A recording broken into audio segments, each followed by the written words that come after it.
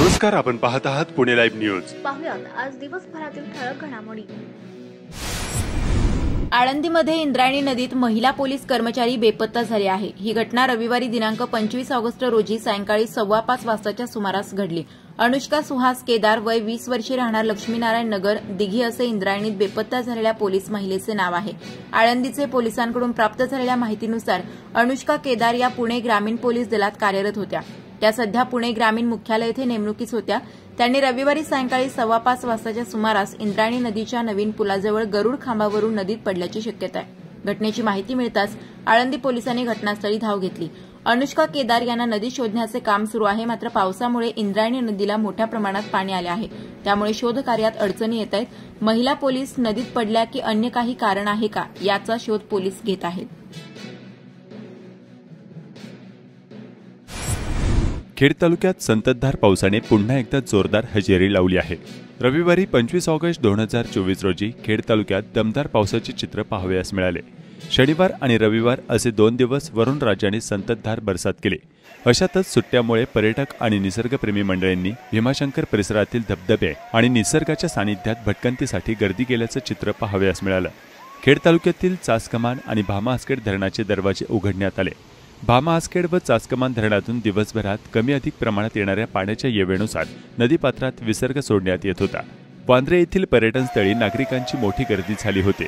मावळ भाग व धरण क्षेत्र भागात होणाऱ्या संततधार पावसामुळे इंद्रायणी नदीच्या पाण्याच्या पातळीत वाढ झाली आहे. धरण क्षेत्रातून पाण्याचा विसर्ग चालू आहे. आळंदी येथील इंद्रायणी नदीपात्राजवळ असणारे भक्त पुंडलिक मंदिरामध्ये पाणी शिरले असून तेथील दगडी घाटावरील परिसरात नदीपात्राचे पाणी आले आहे. तसेच भक्त सोपान पुलाला नदीपात्राचे पाणी टेकले असून काहीशा प्रमाणात उसळ्या मारत त्या पुलावरून पाणी जात आहे. इंद्रायणी नदी घाटावरील भागीरथी त्रिवेणी कुंड पाण्याखाली आहे. भामा आसखेड धरणातून 6,979 क्युसेक्स इतका विसर्ग सुरू आहे.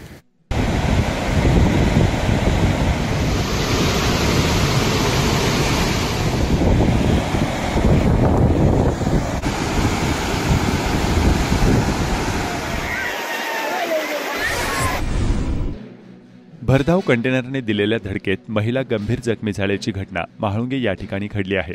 शैला गिरीश इंगळे असे या अपघातात जखमी झालेल्या महिलेचे नाव आहे. अज्ञात कंटेनर चालकावर म्हाळुंगे एमआयडीसी पोलीस ठाण्यात गुन्हा दाखल झाला आहे. फिर्यादी व त्यांच्या पत्नी दुचाकीवरून शेतात जात होते. दरम्यान म्हाळुंगे ते चाकण रस्त्यावर दोघेही दुचाकीवरून रस्त्यावर पडले. त्याचवेळी पाठीमागून आलेल्या कंटेनरनं फिर्यादी यांच्या पत्नी शैला यांना धडक दिली. यामध्ये त्या गंभीर जखमी झाल्या. कंपनीमधून 3.5 लाख रुपयांचे कार्बाईड धातूचे तुकडे चोरणाऱ्या 2 कामगारांना अटक करण्यात आली आहे. ही घटना 5 जानेवारी 2024 ते 16 ऑगस्ट 2024 या कालावधीत भांबोली येथील SKS फास्टनर्स लिमिटेड युनिट 2 या कंपनीमध्ये घडली आहे. दिनेश कुमार, वय वर्ष 24, राहणार भांबोली व दिलीप सिंग शेखावत, वय वर्ष 42, राहणार भांबोली अशी अटक केलेल्या आरोपींची नावे आहेत. या प्रकरणी म्हाळुंगे एमआयडीसी पोलीस ठाण्यात शनिवारी फॅक्टरी मॅनेजर नरेश कुमार कुंदनलाल राठी यांनी तक्रार दिली आहे. मागील 7 महिन्यात कार्बाईड धातूचे तब्बल 220 तुकडे चोरून नेले. यावरून आरोपींवर 3,52,000 रुपयांचे धातू चोरल्याचा गुन्हा दाखल केला आहे. दोघांनाही एमआयडीसी म्हाळुंगे पोलिसांनी अटक केली आहे. तर पोलीस याचा पुढील तपास करत आहेत. चाकणमधील मर्सिडीज बेन्झ या कंपनीला महाराष्ट्र सरकारच्या प्रदूषण नियंत्रण मंडळाने नोटीस पाठवली आहे. प्रदूषणासंदर्भातली नियमावली पाळत नसल्याने कंपनीला नोटीस पाठवण्यात आली आहे. चाकण येथील मर्सिडीज असेंब्ली प्लांट विरोधात ही कारवाई करण्यात आली आहे. नियमित निरीक्षणादरम्यान ही विसंगती दिसून आली. MPCBने सांगितलं की त्यांनी विभागीय कार्यालयांना कारवाईचे निर्देश दिले आहेत. याशिवाय त्यांनी कंपनीची 25 लाखांची बँक गॅरंटी जप्त केली. MPCBने आपल्या प्रादेशिक अधिकाऱ्यांना परिस्थिती सुधारण्यासाठी त्वरित कारवाई करण्याचे निर्देश दिले आहेत. यामध्ये प्लांटच्या कामकाजाचा सखोल आढावा आणि आवश्यक सुधारात्मक उपायांची अंमलबजावणी करण्यास सांगितलं आहे. मर्सिडीज बेंच इंडियाच्या प्रवक्त्यांनी मात्र कथित उल्लंघनाबाबत लिखित नोटीस मिळालेली नसल्याचे माध्यमांना सांगितले आहे. खेड तालुक्यातील रोहकल ते पिंपरी रस्त्यावर मोठ्या प्रमाणावर खड्डे पडले आहेत. प्रशासनाचे याकडे दुर्लक्ष होत असल्याचा नागरिकांचा आरोप आहे.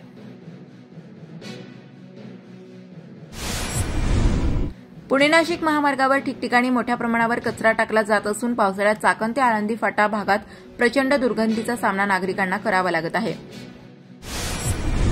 खेड तालुक्यामध्ये डॉक्टर असोसिएशनच्या कार्यक्रमाला माजी केंद्रीय मंत्री नारायण राणे यांनी हजेरी लावली. यावेळी डॉक्टर असोसिएशनचे सर्व पदाधिकारी व भाजपचे पदाधिकारी कार्यकर्ते मोठ्या संख्येने उपस्थित होते। चाकण गावचे माजी उपसरपंच व छत्रपती प्रतिष्ठान जिल्हाध्यक्ष कालिदास वाडेकर, महाराष्ट्र प्रदेश युवा मोर्चा उपाध्यक्ष कुमारी प्रिया पवार, गणेश सांडबोर, प्रवीण करपे आदी उपस्थित होते।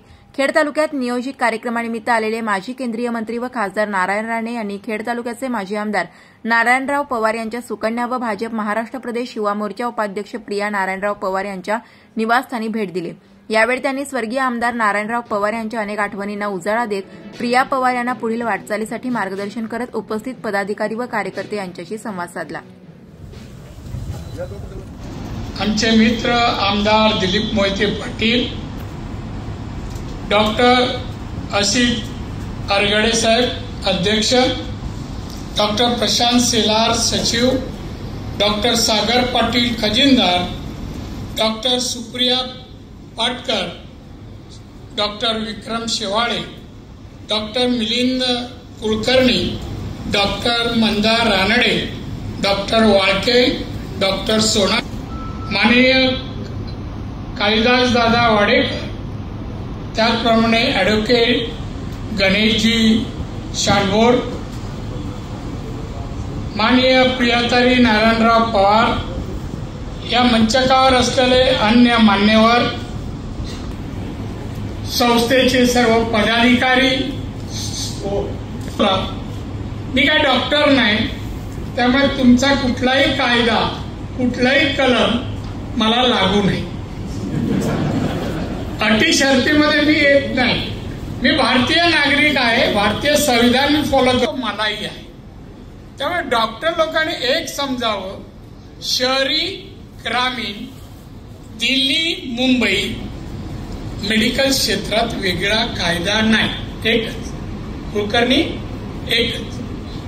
आता याच्यामध्ये आर्थिक महामंडळाच्या सबसिडीसाठी परवानगी दिली आणि ती आपली पुणे जिल्ह्यातील पहिली महाराष्ट्रातील तिसरी बँक होती। यासाठी राणे साहेबांचे आम्ही खूप खूप आभारी आहोत। त्यावेळी आम्ही आभार व्यक्त केलं, परंतु साहेब या ठिकाणी आलेत म्हणून त्यांचा छोटासा सत्कार करण्यासाठी आमच्या बँकेच्या पुणे शिर्डी प्रवास अवघ्या 3 तासात शक्य होणार असल्याच्या बातम्या पुन्हा एकदा आज मोठ्या वृत्तसंस्थांनी दिल्या आहेत। राजगुरुनगर चाकण मंचर मार्गे थेट नाशिकला जाता येणार आहे। पुणे नाशिक औद्योगिक महामार्गाच्या संरेखनास मंजुरी मिळाली आहे। या महामार्गासाठी 8,000 कोटींचा निधी मंजूर करण्यात आलाय। या मार्गामुळे पुणे आणि खेड दरम्यान होणारी वाहतूक कोंडी कमी होण्यास मदत होणार असल्याच्या बातम्या राज्यातील बड्या वृत्तसंस्थांनी दिल्याने पुन्हा एकदा औद्योगिक महामार्गाचा विषय समोर आलाय। उत्तर पुणे जिल्ह्यातील स्थानिक सर्व आमदारांनी यास विरोध केल्यानंतर देखील या मार्गाचा विषय पुन्हा समोर आलाय। या वृत्तसंस्थांनी दिलेल्या बातम्यांमध्ये नमूद करण्यात आले आहे की राज्यात मोठ्या प्रमाणात महामार्गांचे जाळे तयार केले जात आहे। यापैकीच पुणे नाशिक औद्योगिक महामार्ग हा सरकारचा एक महत्वाकांक्षी प्रकल्प आहे। या महामार्गामुळे पुणे नाशिक अंतर अवघ्या 3 तासात पार होणार आहे। या महामार्गावरून राजगुरुनगर चाकण मंचर मार्गे थेट शिर्डीला जाता येणार आहे। नाशिक पुणे रेल्वे मार्गाचे काम अधांतरी असताना पुणे ते नाशिक औद्योगिक महामार्ग पूर्णत्वास आल्यास प्रवाशांना दिलासा मिळेल। महाराष्ट्र राज्य रस्ते विकास महामंडळ जून 2023 मध्ये पुणे ते नाशिक औद्योगिक द्रुतगती मार्गाचा प्रकल्प सादर केला होता। राज्य रस्ते विकास महामंडळाने म्हणजेच MSRDC पुणे नाशिक औद्योगिक महामार्गाच्या प्रकल्पात मान्यता दिली। यानंतर आता केंद्रात सत्तेत असलेल्या मोदी सरकारने हिरवा कंदील दिला असून त्यासाठी तब्बल 8,000 कोटी रुपयांचा निधी मंजूर केलाय। पुणे नाशिक राष्ट्रीय महामार्ग क्रमांक 50 वरील नाशिक फाटा ते खेड म्हणजेच राजगुरुनगर दरम्यानच्या एका प्रकल्पासाठी केंद्र सरकारने मंजुरी दिली आहे। या दोन्ही ठिकाणांना जोडणारा 30 किलोमीटरचा उन्नत मार्ग म्हणजेच एलिव्हेटेड कॉरिडॉर उभारला जाणार आहे। या प्रकल्पासाठी एकूण 7,827 कोटी रुपये खर्च अपेक्षित आहे। मोदी सरकारने या प्रकल्पासाठी वाढीव खर्च लक्षात घेत 8,000 कोटींचा निधी मंजूर केलाय। राज्य रस्ते विकास महामंडळातर्फे राज्यभरात 4,217 किलोमीटर महामार्गाचे जाळे विकसित करण्यात येत आहे। या अंतर्गतच पुणे नाशिक औद्योगिक महामार्ग बांधला जाणार आहे। 213 किलोमीटर लांबीचा हा महामार्ग असणार आहे। या महामार्गामुळे पुणे नाशिक हा 5 तासांचा प्रवास 3 तासात पूर्ण होणार आहे। पुणे नाशिक प्रस्तावित महामार्ग राजीवनगर चाकण मंचर नारायणगाव आळेफाटा घारगाव संगमनेर सिन्नर मार्गे थेट शिर्डी तीर्थक्षेत्राकडे जाणार आहे। हा महामार्ग 3 टप्प्यात जोडला जाणार आहे। पहिल्या टप्प्यात पुणे ते शिर्डी असा 135 किलोमीटरचा मार्ग असणार आहे। दुसरा टप्पा शिर्डी इंटरचेंज ते नाशिक निफाड इंटरचेंज पर्यंत 60 किलोमीटरपर्यंत असणार आहे। हा टप्पा सुरत चेन्नई एक्सप्रेसवेला जोडला जाणार आहे। महामार्गाचा तिसरा आणि शेवटचा टप्पा हा 60 किलोमीटरचा असणार आहे। नाशिक निफाड इंटरचेंज ते नाशिक असा हा मार्ग असणार असल्याचा दावा वृत्तसंस्थांनी केला आहे। चाकण मार्केटमध्ये शेतमाल सुरक्षित ठेवण्यासाठी ॲक्शन हॉल नसल्याने शेतमाल भिजत आहे। येथील अडत्यांना मार्केटमध्ये आलेले शेतमाल असा झाकून ठेवावा लागत आहे।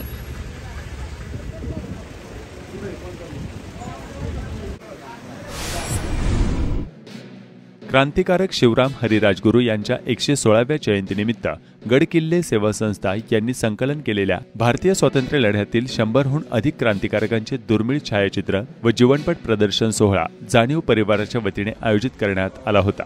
यावेळी राजगुरुनगर शहर व परिसरातील नागरिकांनी प्रदर्शन पाहण्यास गर्दी केली होती। वेताळे येथील 14 ट्री संस्थेचे व्यवस्थापक अनंत तायडे यांना हुतात्मा राजगुरू समाज गौरव पुरस्कार देऊन गौरवण्यात आले। खेड पंचायत समितीच्या सभागृहात लखपती दीदी संमेलन कार्यक्रम घेण्यात आला। या कार्यक्रमात पंतप्रधान नरेंद्र मोदी यांच्या जळगावच्या कार्यक्रमाचे लाईव्ह प्रक्षेपण दाखवण्यात आले। उपस्थित लखपती दीदींना मान्यवरांच्या हस्ते प्रमाणपत्र वाटप करण्यात आले। काळूस येथील ग्रामस्थांच्या उपोषणाला भेट देऊन त्यांना पाठिंबा जाहीर केला असल्याची माहिती शिवसेना जिल्हाप्रमुख भगवान पोखरकर यांनी दिली। चाकण औद्योगिक भागातील भांबोली पोलीस मदत केंद्र ते वासुली फाटापर्यंत वाहतूक कोंडी नित्याचीच झाली आहे। सदर ठिकाणी असलेली अतिक्रमणे काढून भाजीपाला बाजारासाठी MIDC द्वारा जागा देण्यात यावी, जेणेकरून या भागातील वाढते नागरिकीकरण यामुळे भाजीपाला खरेदीसाठी उसळणारी गर्दी कमी होऊन वाहतूक कोंडी देखील होणार नाही अशी अपेक्षा स्थानिक नागरिकांमधून व्यक्त होत आहे। नुसते अतिक्रमण निर्मूलन करून वाहतूक कोंडी सुटेल असे नाही, तर प्रशासनाने उचित नियोजन देखील करणे आवश्यक असल्याचे नागरिक सांगत आहेत। आळंदीचे लोकप्रिय कीर्तनकार पुरुषोत्तम दादा पाटील बिग बॉस मराठीमध्ये झळकल्यापासून अधिक प्रसिद्धीच्या झोतात आले आहेत। या पर्वातील पहिल्या आठवड्यात ते बेघर झाले असले तरी महाराष्ट्राच्या कानाकोपऱ्यापर्यंतच नाही तर जगभरात ते पोहोचले आहेत। बिग बॉस मराठी पाहणाऱ्या एका जपानी चाहत्यानं पुरुषोत्तम दादांना भेटण्यासाठी थेट आळंदी गाठली। हे पाहून पुरुषोत्तम दादांना खूप आनंद झाला। या क्षणाचा व्हिडिओ त्यांनी सोशल मीडियावर शेअर केला आहे। माझ्यासोबत QA आहे, त्याला मी सांगतो एकदा तू रामकृष्णारी बोल। रामकृष्णारी हा जपानचा आहे। त्यांनी बिग बॉसचे काही एपिसोड पाहिले आणि ते पाहून तो आज मला इथे आळंदीत भेटायला आलेला आहे। राष्ट्रवादी अजितदादा गटाचे भोसरीचे माजी आमदार विलास लांडे यांच्याशी खेड तालुक्यातील पत्रकारांनी आज रविवारी विविध राजकीय घडामोडींच्या पार्श्वभूमीवर चर्चा केली। यावेळी माजी आमदार विलास लांडे यांनी अनेक विषयांवर भाष्य केले। काय म्हणालेत लांडे पाहूया।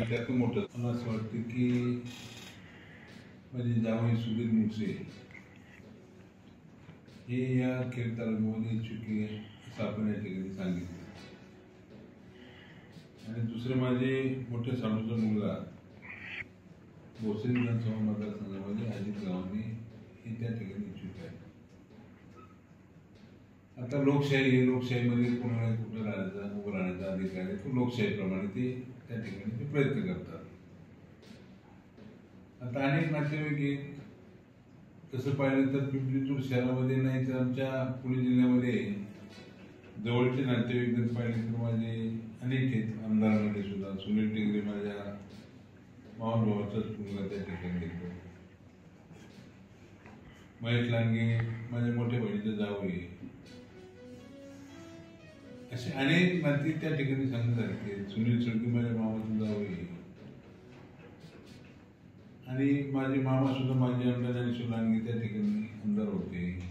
माझे मोठे सर्व अजित गावांचे वडील किशोर नगरपालिकेमध्ये माझे वडील नगरसेवक, माझे चुलते नगरसेवक तिघे त्या ठिकाणी नगरपालिका नगरसेवक होते। त्यामुळं लोकशाहीमध्ये कोण कुठं उभं राहते तो त्यांचा प्रश्न असतो। आता नातेवाईक मी त्यांचा आहे म्हणजे मी माझी चुकी का नाही, ते एक सामाजिक कामाची आवड असणारे त्यांनी अगोदरपासून त्यांना अनुभव आहे। सुधीर मुंशींनी सुद्धा माझे मी 4 विधानसभा लढलो, 1 लोकसभा लढलो, अशा सर्व याच्यामध्ये त्यांचा अनुभव आहे। अजित गव्हाणे दोघांनी त्या ठिकाणी त्या काळामध्ये विधानसभेची निवडणूक कशी असते, कारण त्या नौकामानात गेल्यानंतर त्याला माहिती होण्यासाठी त्याला वेळ लागतो। परंतु मुळातच माझ्याकडं महापौर, माझी मिसेस महापौर होती, मी महापौर होतो, किंवा आमच्या घरामध्ये राजकारणापेक्षा त्या ठिकाणी सामाजिक बांधिलकी होती। त्यामुळं आदरणीय शरद पवार साहेबांचा असताना आशीर्वाद, त्यांच्या अंतरिक कृपादृष्टी आणि अजितदादांचं मार्गदर्शन मला सातत्याने लाभलेलं आहे। त्यामुळं राजकारणाच्या पलीकडे जाऊन काही लोकशाही असते त्या लोकशाहीच्या मानणारा मी आहे आणि त्यामुळं त्यांनी इच्छुक राहिले त्यात माझी काही चूक नाही। ते लोकशाहीला मानणारे आहेत, त्यांना जर समजा कार्यकर्त्यांनी ताकद दिली आणि पक्षाने त्यांना नेतृत्व मान्य केलं तर हरकत नाही, आम्ही त्यांना शुभेच्छा देऊ। परंतु राजकारणाचं काही ठरलेलं असतं अजून निवडणुका लागायच्या, निवडणुका पुढे आहेत त्या ठिकाणी. निवडणुका लागल्यानंतर मग प्रत्येकाची परिस्थिती त्या ठिकाणी काय आहे त्यावेळेस ते मी आपल्याशी निश्चितपणे बोलेन. पण आज तरी त्या ठिकाणी लोकशाहीच्या मार्गाने ते जातात, तर त्यांना मी माझा अधिकार तर नाही अडवण्याचा, परंतु ते त्यांच्या मतदारसंघात काम करते. तिकडे खेड तालुक्यामध्ये माझा मोठ्या साडूचा मुलगा तिकडे काम करतो, भोसरी विधानसभा मतदारसंघामध्ये. तो 20 वर्ष नगरसेवक होता, स्थायी समिती चेअरमन म्हणून त्यांनी काम केलं. म्हणून काम करताना त्या ठिकाणी प्रत्येकाला वाटतं की आता मी इतकी वर्ष काम केलं, तुम्हाला कोणतरी पुढे संधी मिळाली पाहिजे, ही प्रत्येकाची अपेक्षा असते. त्यामुळे त्यांना ते शुभेच्छा देणं गरजेचं आहे. पण याच्यामध्ये मला काही असं वाटत नाही की बाबा मी तेच आहे म्हणून. सामाजिक कामाचं भान विसरून मी फक्त सत्तेच्या याच्यात राहत असेल तर लोक त्याला घरी बसवायची राहत नाही, राहिली नाही. सर्वसामान्य लोक आमचे कसं पहिले बोलतो काय पहिलं राजकारण होतं, आता काय म्हणजे समजा सरपंच गेला त्याला नमस्कार असायचा उठून, पोलीस पाटील गेला तर माझे पाटील आले. आज नगरसेवक आला काय, आमदार गेला काय आणि खासदार कुठं उभं राहिले ही काय कळत नाही. इतकी शोकांतिका या ठिकाणी झाली. पवार साहेबांची जे आहे आजही पवार साहेबांची किंमत तेवढी. मी आज आपल्या राज्यातला एक मोठा माणूस असतो तो शरद पवार आहे.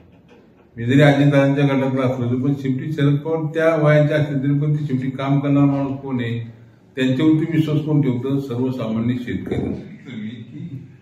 पवार साहेब एक दादा आहेत, पण मी आता काय सांगितलं की अर्जुनाच्या पाठीमागे श्रीकृष्ण त्या ठिकाणी उभा होता म्हणून अर्जुन पुढे गेले. मोहिते आमदारांनी पाठीमागं ते म्हटले होते तुम्ही खेडमध्ये येऊन विधानसभा लढवा. पण जर मी लोकसभा लढलेले मी 2009ला त्यावेळेस कोणी उभं राहत नव्हतं. मला पवार साहेबांनी आदेश दिला तुला उभं राहावं लागेल. त्यावेळेस वळसे पाटील तेवढी जबाबदारी द्यायची होती. अजितदादा म्हणले पवार साहेबांनी सांगितले तुला उभं राहावं लागेल. 2009ला मी उभा राहील. विचार नाही केला, आदेशाला मी पाळणार माणूस असं काही नाही. त्यामुळे मी लोकसभा लढलो नाही. 7 तालुक्यातला मी ते आहे ना प्रतिनिधी म्हणून मी काम केलेलं. ठीक आहे, पराभव झाला असेल माझा, पण मी लोकांच्या पण गेलोय ना. नमस्कार, आपण पाहत आहात पुणे लाईव्ह न्यूज.